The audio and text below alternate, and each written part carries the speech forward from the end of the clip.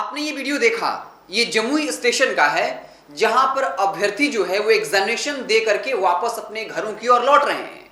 कितनी जद्दोजहद कर रहे हैं वो एग्जामिनेशन देने के लिए, लेकिन जब एग्जामिनेशन देते हैं और फिर जब लौट रहे होते हैं तब खबर आती है कि बीपीएससी का पेपर लीक हो गया है। सालों के बाद, या यूं कहें कि बिहार में पहली बार ऐसा हुआ है जब बिहार के सबसे प्रतिष्ठित एग्जामिनेशन का क्वेश्चंस पेपर लीक हो गया। तो आप समझिए उनके दिल पर क्या बीतती होगी। ये तो बीपीएससी की बात रही। अगर आप एसएससी की बात करें तो 7 साल 8 साल पहले फॉर्म निकला और अब तक उसका रिजल्ट फाइनल नहीं हुआ है। वही टेट का एग्जामिनेशन पास करके शिक्षक जो है वो ज्वाइनिंग लेटर मांग रहे हैं, लेकिन उन्हें सड़कों पर दौड़ा दौड़ा कर पीटा जा रहा है, जिन पर आने वाले वक्त में बिहार के बच्चों के भविष्य को संभालने की जिम्मेवारी है, जो एक प्रतिष्ठित पद है। तो सवाल तो ये लगातार उठेगा कि बिहार के युवा सरकारी नौकरी की आस में दिन रात एक बंद कमरे में मेहनत करते हैं और जब एग्जामिनेशन होता है तब पता चलता है कि क्वेश्चंस पेपर लीक हो गया है।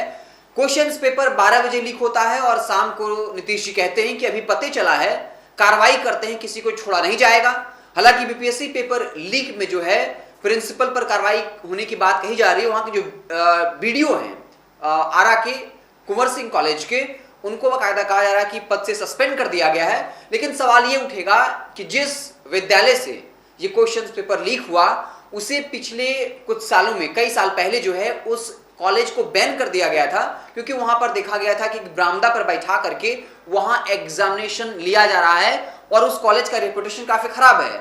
और उस स्कूल को जो है, उस कॉलेज को बैन कर दिया था, लेकिन फिर भी आयोग ने कैसे अनुमति दे दी कि उस कॉलेज में फिर से एग्जामिनेशन हो। तो क्या आयोग के किसी बड़े अधिकारी पर कार्रवाई होगी? और यह हर कोई जानता है कि इस पूरे मामले में भी, चूंकि एक बड़ा मामला बन चुका है, राष्ट्रीय स्तर का मसला बन चुका है, तो किसी को बलि का बकरा बनाया जाएगा। लेकिन ये हर कोई जानता है कि इस तरीके से लगातार पेपर लीक होते रहे हैं। अगर ये बीपीएससी के हालात हैं तो आप दरोगा के जो पेपर होते हैं, कांस्टेबल के पेपर होते हैं, आप उनकी स्थिति के बारे में समझ सकते हैं। तो देखने वाली बात होगी कि क्या सरकार कोई बड़ा फैसला लेगी। जैसा कि नीतीश कुमार ने खुद कहा था, किसी को भी छोड़ा नहीं जाएगा, सख्त से सख्त कार्रवाई होगी। लेकिन ये क्या कहने को सिर्फ है, या फिर वाकई में जमीनी स्तर पर बड़े अधिकारियों तक भी आंच पहुंचेगी? सवाल ये भी है कि क्या ये बिना किसी सफेदपोश के संरक्षण के संभव हो सकता है? तो आप लगातार देख रहे होंगे वीडियो के माध्यम से कि कैसे जो युवा है अलग अलग राज्यों से आए थे, जो बिहार के ही हैं लेकिन दिल्ली में रह के तैयारी कर रहे यूपीएससी की, और वो बीपीएससी की परीक्षा देने आए थे। सालों तक मेहनत करते हैं इस आस में कि उन्हें एक बड़ा अफसर बनना है, अपने परिवार का नाम रोशन करना है, अपने माँ बाप का नाम रोशन करना है। लेकिन उनके साथ कितना बड़ा जो है धोखा होता है और उन पर क्या कुछ बीत रही होगी, ये शायद वही समझ पाए। सरकार को तो समझ में आने वाला है नहीं, क्योंकि वो बिल्कुल ही असंवेदनशील हो चुकी है।